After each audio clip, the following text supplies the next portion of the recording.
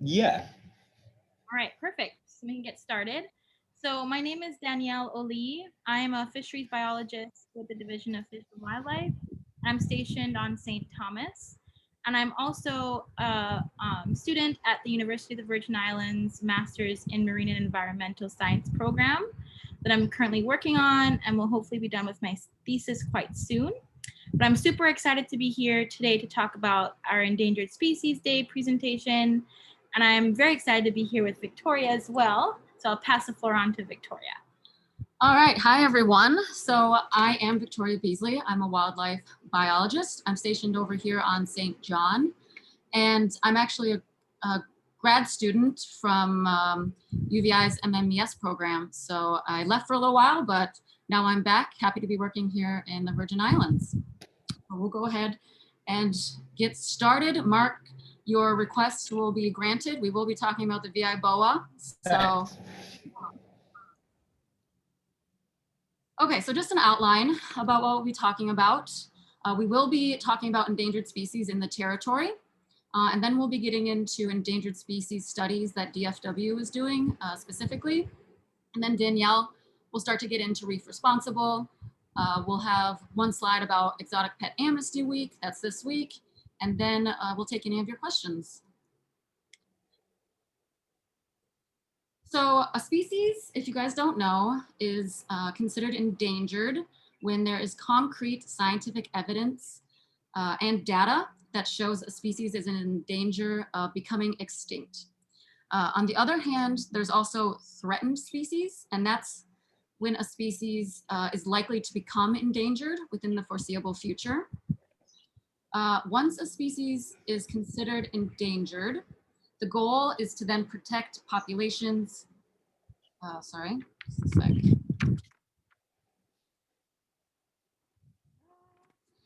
is to protect existing populations, promote their recovery, and in the hopes to eventually delist that endangered species so it's not endangered anymore. We also, as a part of that, also try and protect the ecosystems that those endangered species are living in as well. And for those of you who aren't sure, a species will be considered or listed as endangered or threatened by the federal government's U.S. Fish and Wildlife Service and the National Marine Fisheries Service. This is all under the Endangered Species Grant that was passed by Congress all the way back in 1973, I believe. So this Endangered Species Grant, this Endangered Species Act also allows for federal funds to go to the states and territories where these endangered species can be found. So that's where DFW comes in. We are federally funded with the Endangered Species Grant to, like I said, protect, study, and create action plans to promote the recovery of endangered species and threatened species. DFW also indirectly helps endangered species through other grants that we have that are federally funded that Danielle will go talk about a little bit later. And on this slide, it does say that there are 15 federally listed endangered species here in the USVI. These are pictures of the ones we'll be talking about today, so we won't cover all 15 of them. So the VI Tree Boa is what we'll be talking about, or the species we'll be talking about first. This is a fun little interactive slide. No one has to talk or anything, but if you take a look at this picture, see if you can find the snake. There is a tree boa in there. Take a couple seconds if you can find it. All right, so if you found it, congratulations. You can see its kind of slender body at the bottom of the red outline, and the tip, the top of it, you can see the tip of its tail as well. So the boa is a pretty elusive species. And as you can see from the previous slide, very well camouflaged as well. It does hunt in the night, and it's a nocturnal species. They hunt for small lizards. That's their prey of choice. They can live for up to over 25 years, it's been shown. A maximum of about 3 feet, but they are pretty small overall. You can see in these pictures, at least relative to someone's hands, they are pretty small species. I would also really like to highlight that these snake species are not dangerous at all. They aren't venomous. And as you can see in this picture, this was a wild one we had just caught. It's not trying to bite us or anything. And if you're leaving these species alone, which as a part of the public, you please do leave them alone. It's very, very rare. It was like impossible to get bit by them. So, but if you do see a tree boa, please contact DFW. That would be awesome. Whether it's in distress or if you see one just out in the open, snap a picture. That would be great. But if you take anything away from this presentation, number one thing would be don't kill a tree boa. There's a lot of public people I know that are somewhat hesitant of snakes and do like to kill them, but think twice about if you see a tree boa or any species of snake in the Virgin Islands, please don't kill them. Okay, so another interactive thing is these are both pictures of tree boa. They do look somewhat different. So one is an adult and one is a juvenile.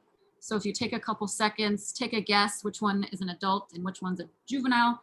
There's no real reason why you should know which one is which. Just thought it would be fun for you guys to do something.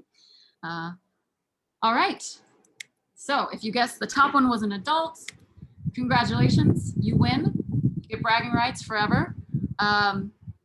So the differences are that adults will have somewhat like a brown blotchy pattern on the top of their bodies and a pretty white belly. I kind of think it looks a little bit leopard patterny. And the juveniles are very distinct, at least to the human eye, with black stripes, and they're pretty easy to see. And it's believed that juveniles have a different color pattern to help them avoid predation while they're young and more vulnerable. So this is a map of where the VI tree boas are known to occur naturally. So it's only here in the Virgin Islands and Puerto Rico. And the dots are somewhat different. So the green dots are where surveys have happened and where boas were seen on those surveys.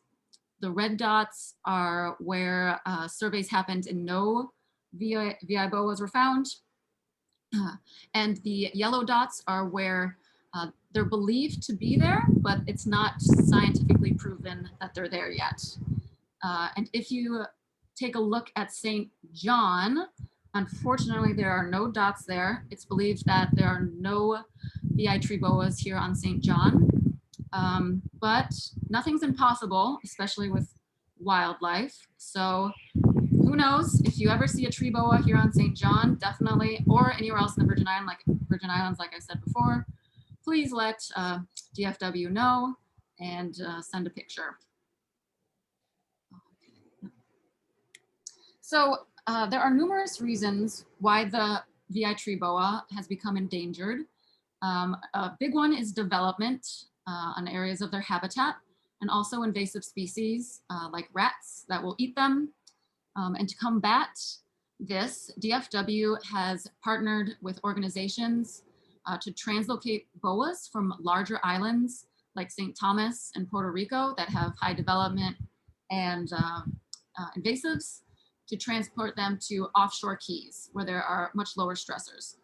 And on those offshore keys, we monitor their populations to ensure offshore keys are a viable option for long-term survival of the species.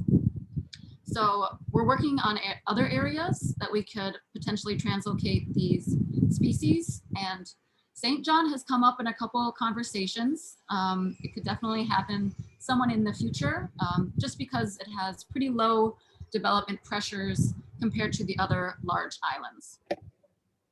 So here are some pictures of when we are monitoring them in the field. When we go out to catch tree boas, it's a task, that's for sure. We go out at night with a flashlight, just looking around. And when we're lucky enough to see one, and then on top of that, lucky enough to happen to catch it, we then scan it to see if there's an internal tag, and that will tell us if it's been caught before. And then from there, we will measure it, we'll weigh them, and then we'll also take its DNA, which is the the third picture there and put it in that little vial. And then I also couldn't help but add in a picture of me holding up one of these great little snakes as well. All right, I believe, yeah, that's all I have for the tree boa. If you guys have any questions, we can wait until the end of the presentation. So the next species I'll be talking about, the next endangered species, is the St. Croix ground lizard. You can differentiate these lizards from others in the Virgin Islands because they have this kind of stripe on their sides. In the right picture, you can also tell a little bit it's easier to tell in this picture on the right that they have rings on their tail as well. So those are ways that you can tell the difference. These pictures are slightly different. So again, a nice little interactive thing. Which one do you think is an adult? And which one do you think is a juvenile? The only real difference is that the one on the left looks like it has a little bit bluer of a tail. So take a second, see which one you think is the adult and juvenile. All right. So the juvenile is on the left and the adult is on the right. And somewhat similar to the VI boas, the juveniles have a bit more coloration because it's believed to help them evade predators and survive predation. Also, I didn't mention that picture on the bottom, but they are pretty small lizards. It's obviously not to scale, but you can tell just compared to a person's hand, they are pretty small lizards. So the name St. Croix ground lizard is pretty suggestive. They are only found in the St. Croix area, but we still care about them even though we're over here on St. John. Some of us are on St. John at least. So unfortunately, the St. Croix ground lizard has been extirpated from the island of St. Croix, and it's thought to be primarily due to mongoose, but also in conjunction with increased development as well. But luckily, there have been populations found on offshore keys, and the ones in purple boxes are the populations that were found on Ruth Island and Protestant Key. And from those populations, a select number were taken and translocated to Green Key and to Buck Island. So we've been able to kind of double the area, not necessarily area, but the places or populations where the St. Croix ground lizard can be found.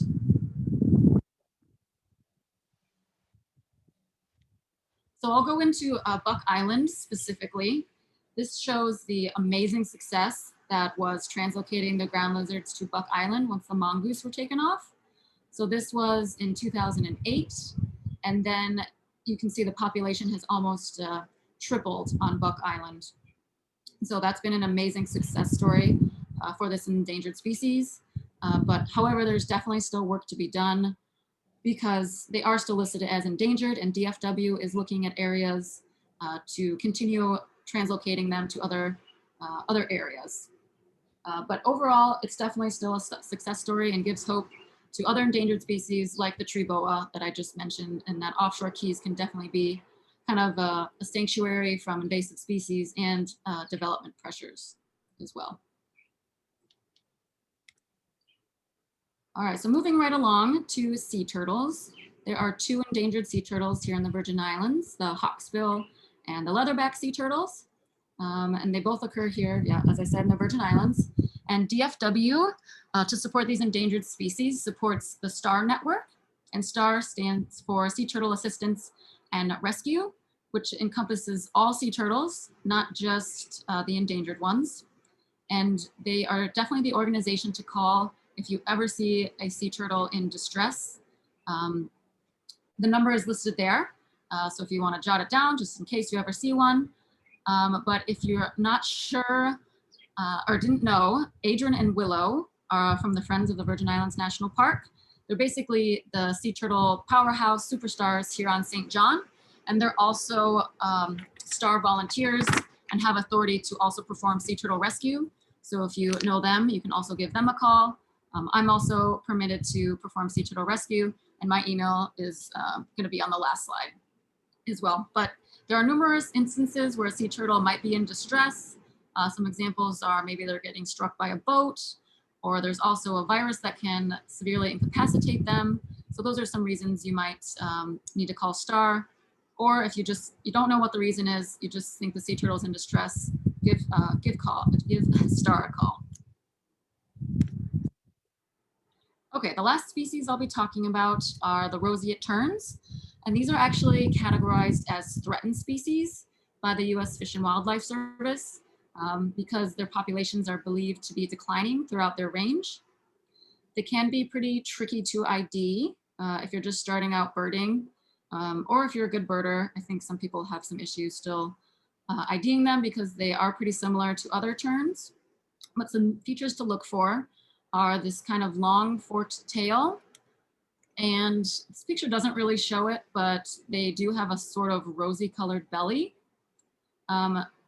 You could also look at the beak, but the beak isn't really helpful because it can be all black, it can be all red, or it can be this mixture. So the beak, it's hard to tell anything from the beak, but they do. I didn't put a nice circle around their feet, but their feet are always red. So that's another way that you can tell. So Roseate Turns nest on offshore keys here in the USVI, and DPNR monitors these populations annually, and also mitigates for invasive species like rats. So rats will eat their eggs and their chicks if they get the chance. And Roseate Turns are very picky about where they will nest. So it's not going to the same key every single time. So a little bit earlier in the year, DFW will usually go out to the keys, identify where they're nesting. And then once we find out where they're nesting, then we'll go out and count their eggs, count the nesting pairs, and eventually count how many chicks there are as well. And also monitor for invasive species to see if there's any rats on their islands. Additional monitoring has also happened with game traps. And this is done just recording them and seeing if any predation is happening, and also looks at nest abandonment rates. So through these game traps, it was found that rats do indeed eat their eggs and very rarely will eat chicks. Great egrets will also prey on their eggs and chicks. And the laughing gulls have also been documented stealing their eggs as well. So if you do end up seeing a roseate tern, there are some things you can do, which is take a picture. And there is a website called eBird, and it's a global monitoring program with data that's actually accessible to the entire public. So if you happen to be interested in birds and want data, that's a great place to go. But it's also an area researchers can go to collect data as well. So if you do happen to see one and can snap a picture, eBird is a great place to upload it as well, so people know where they can be found or where people are seeing them. Another way to help these birds, if you happen to be a fisherman, is to, if you ever happen to get a seabird or a roseate tern caught in your fishing line, is to not cut that line. It's more to reel the line in and untangle the bird. If you cut the line, it could get entangled, take it back to its nesting colony, and entangle even more birds. So yeah, that's definitely something to think about. That's all I have for my endangered species. I'll pass it off to my wonderful colleague, Danielle, now. All right, so more on the marine side of things. We have 5 endangered fish species and 4 threatened and endangered sea turtle species that occur here in the US Virgin Islands that DPNR helps to manage. And through the Reef Responsible Sustainable Seafood Initiative, led by the Division of Fish and Wildlife, we are able to highlight some of these species through our fish fact cards. So the first 2 of these fish species are grouper species, the Goliath and Nassau groupers. And the Goliath grouper is also known as the Jewfish locally here in the VI, and is the largest grouper species in the Atlantic Ocean. And it can even weigh up to 800 pounds. So it's really big, and was historically targeted for fishing because of its large and impressive size. They are pretty uncommon here in the VI, but when they are seen, they're usually hiding out in large caves or reef structures. And they have even been known to bump into divers because they're super curious. So that should be a fun experience. Mhm. The second species is the Nassau grouper, which are pretty well known here locally as well because of historical overfishing.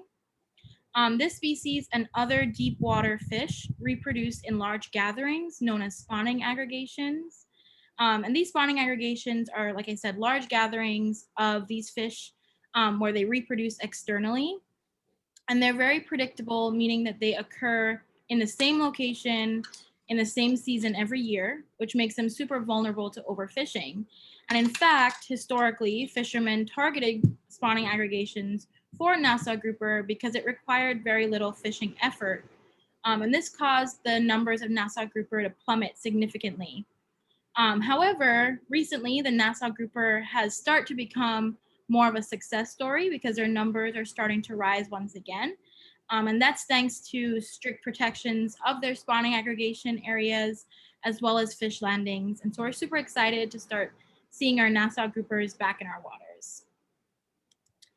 The second group of endangered fish species are the midnight, rainbow, and blue parrotfish. And these are fairly large herbivorous species, meaning that they feed on plant material. And parrotfish thus help to remove algae and other plants that suffocate and outcompete our corals. And so these fish are especially large, and so they consume large amounts of plant material, which make them necessary for maintaining our coral-dominated reefs here in the Virgin Islands. And this is necessary to ensure that our commercially valuable species and all of our super diverse reefs are healthy and continue to grow over time. Parrotfish also produce sand as a waste product, which helps replenish our beautiful beaches here in the Virgin Islands. And so we definitely want to keep protecting our parrotfish species. The last set of species are the 4 threatened and endangered sea turtle species that occur and nest here in the Virgin Islands. And these are the green, hawksbill, leatherback, and more rarely seen, the loggerhead sea turtles. And you might have seen lots of green sea turtles when you're out snorkeling. They're pretty common. We love to see them here in our beaches. But these animals spend their entire lives in the ocean and return back to sandy beaches to nest every year once they reach maturity. And so they're generally pretty slow to mature, and we're subject to historical overfishing, both of grown individuals as well as egg harvesting. And in fact, the harvest of sea turtles is still legal in our sister waters of the British Virgin Islands. And so, like Victoria mentioned earlier, the Division of Fish and Wildlife partners with and supports the Sea Turtle Assistance and Rescue Program, our STAR program. And so if you ever see a sea turtle in distress or need to report a sea turtle, please go ahead and use that STAR network so we can go ahead and keep protecting our sea turtles. So overall, the Reef Responsible program aims to bring attention to the importance of such species and support their recovery by encouraging people to make responsible decisions when obtaining, purchasing, and consuming seafood. And this is primarily done using our outreach materials such as our fish fact cards, our fish list, and calendar. And we also have tons of partners that help us to get the word out. So at this point in our presentation, you've seen a lot of what DFW does to support our endangered species, and you're probably wondering, what can you do?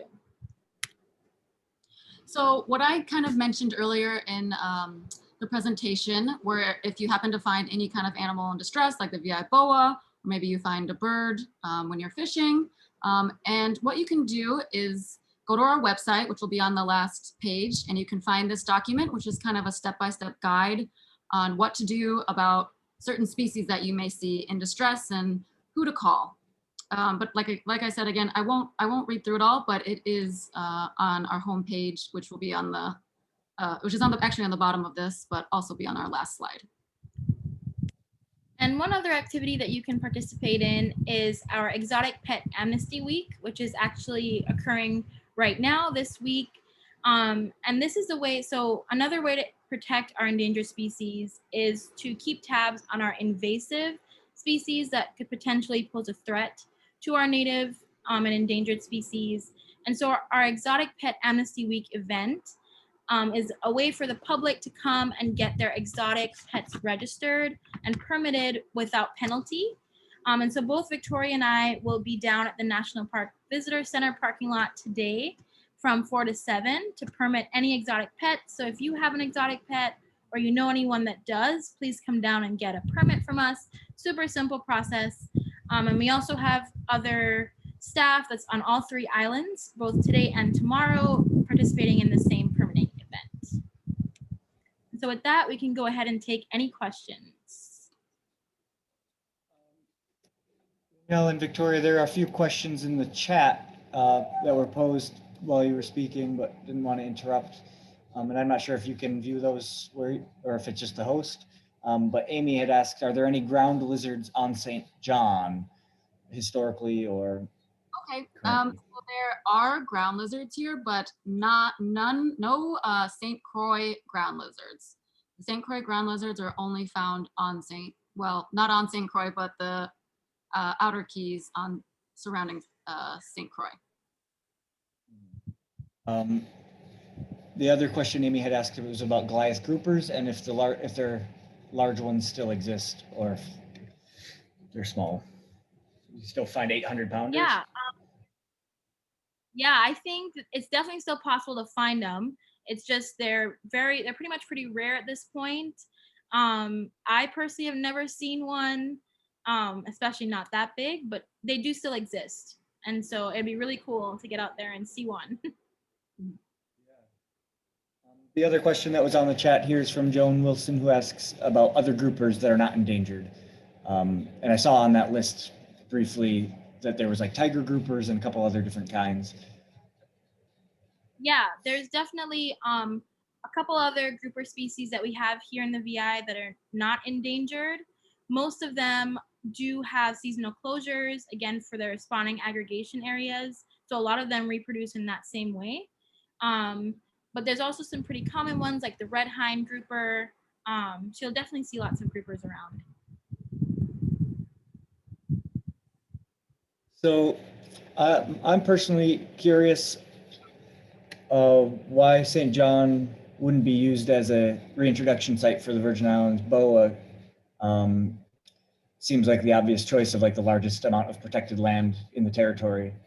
Yeah, I totally agree. And it just hasn't been on the list yet because there are rats here. So right now we're focusing on islands without rats, but we think they are existing on St. Thomas still, and St. Thomas does have rats, so that's why St. John is being seriously considered now, but it just hasn't been done yet because there are rats here. Okay, yeah, that makes sense. Also, probably quite a bit of paperwork to, if we want to release them in the park. I don't know how that would work, but I think some paperwork and agreements would need to be done as well. Right. And we had talked before, you said that there's a breeding program for the boa that's based out of like North Carolina Zoo or Missouri Zoo or something? Yep. There's a North Carolina Zoo. I can't remember the exact name of it, but there is a breeding program up there, and that's a source of where we get basically all the boas for translocation down here. And they breed them in a way because there's certain genetic differences based on Puerto Rico and here. So we're introducing those that have the most similar kind of genetic population structures to the same island, just to not like mix all the subspecies together.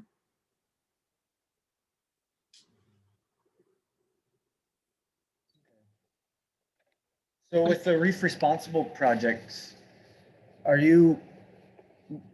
are you getting that information out to like fishermen, or is that one of the leading causes of like the pressure on these species that are endangered? Is it from fishermen or is it from just habitat loss? And I think it's a mix of everything. So a lot of these fish are kind of being threatened from all angles. But from the Reef Responsible side, we do a lot of our work focused on the consumers. So we go out to restaurants and we try to promote, making dishes with reef responsible fish species, making sure that you're buying local because a lot of our fishermen are very, very knowledgeable about, protecting our fish species because that's their livelihood. And so by buying local, you can ensure that they're making good decisions as opposed to getting seafood from off island. So a lot of our effort has been driven towards restaurants, but we are getting out into the fishing community. We have a lot of fishermen on board with our program, and we're hoping to expand in the future to supermarkets to get the information out there.